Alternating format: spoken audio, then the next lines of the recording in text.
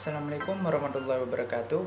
Perkenalkan, nama saya Muhammad Nazar. Saya dari Universitas Maliku Saleh, Fakultas Ilmu Sosial dan Politik, jurusan Ilmu Komunikasi. Nah, di sini saya akan memberikan beberapa materi tentang wartawan. Yang pertama tentang etika dan profesi wartawan, yang kedua ada pedoman media cyber, dan yang ketiga ada kode etik wartawan Indonesia.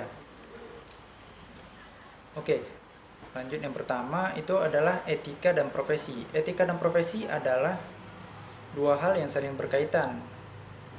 Karena etika itu pada umumnya seringkali kita gunakan di keseharian. Misalnya beretika dalam berkomunikasi, beretika dalam bertamu, dan masih banyak etika-etika lainnya yang harus kita lakukan di setiap aktivitas kita. Nah, kemudian apa sih pengertian etika itu? Etika itu adalah suatu hak dan kewajiban setiap manusia, baik buruknya aktivitas tersebut disertai dengan tanggung jawab. Jadi setiap yang dilakukan oleh setiap orang itu, baik itu buruk atau baiknya, itu harus dipertanggungjawabkan. Nah, kemudian yang kedua itu adalah profesi. Profesi ini seringkali dipersamakan dengan pekerjaan, yang mana pada umumnya memang benar profesi dan pekerjaan ini hampir sama, namun tetap saja kedua hal tersebut adalah dua hal yang berbeda. Kita mulai dari profesi. Profesi itu adalah setiap aktivitas atau hal yang dilakukan oleh setiap orang didasari dengan pendidikan dan pelatihan khusus. Jadi tidak serta-merta asal bisa langsung melakukannya. Nah, terus perbedaannya dengan pekerjaan adalah pekerjaan itu setiap orang yang mempunyai kemampuan atau skill tertentu dalam bidangnya, dia langsung bisa menjadi seorang pekerja tersebut. Nah, contoh dari profesi adalah seperti jurnalistik, dokter, dan wartawan. Itu mereka melakukan terlebih dahulu pendidikan dan pelatihan-pelatihan khusus sehingga mereka ahli di dalam bidangnya. Begitu pula dengan pekerjaan. Pekerjaan itu adalah orang-orang yang bisa melakukan sesuatu itu langsung menjadi pekerja. Contohnya seperti ojek dan beca.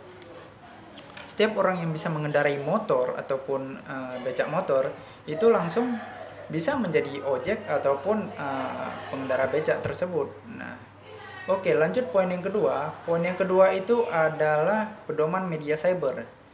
Yang mana kita ketahui media cyber sekarang ini diliputi oleh internet, yang mana ruang lingkup media cyber sekarang sangatlah luas, bahkan mungkin tidak bisa terkontrol. Jadi dari setiap para pengguna internet ini, mereka itu memiliki hak untuk berpendapat, dan mereka juga dipertanggungjawabkan oleh media cyber yang digunakan itu sendiri.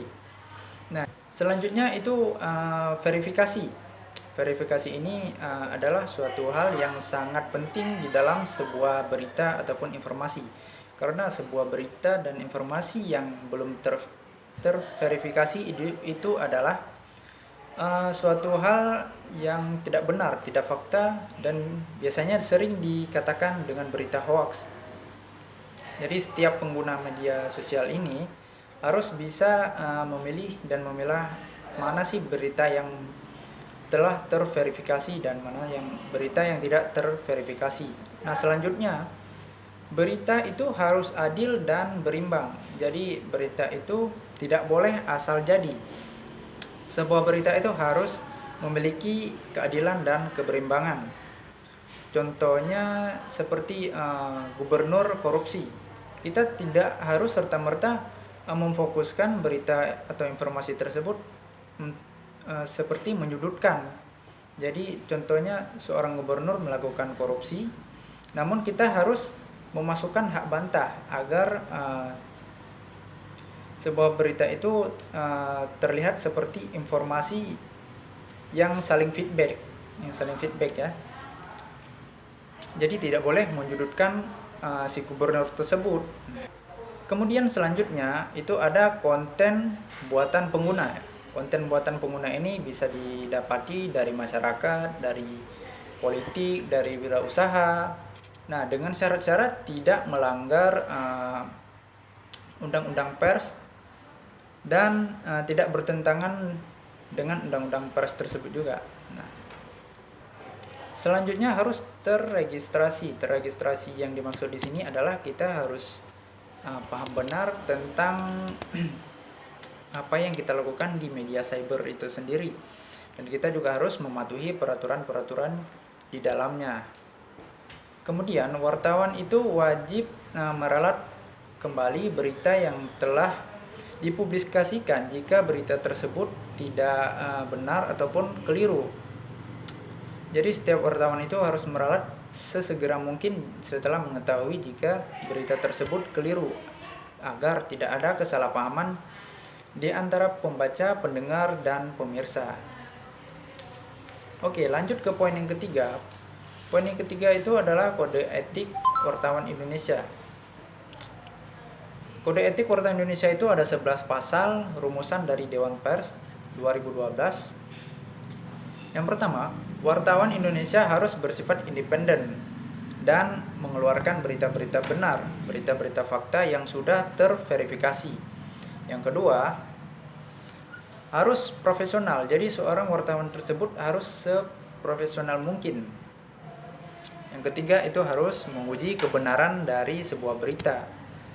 Jadi sebuah berita yang akan dipublikasikan itu harus diverifikasi terlebih dahulu agar tidak ada kesalahpahaman dan tidak menjadi sebuah hoaks.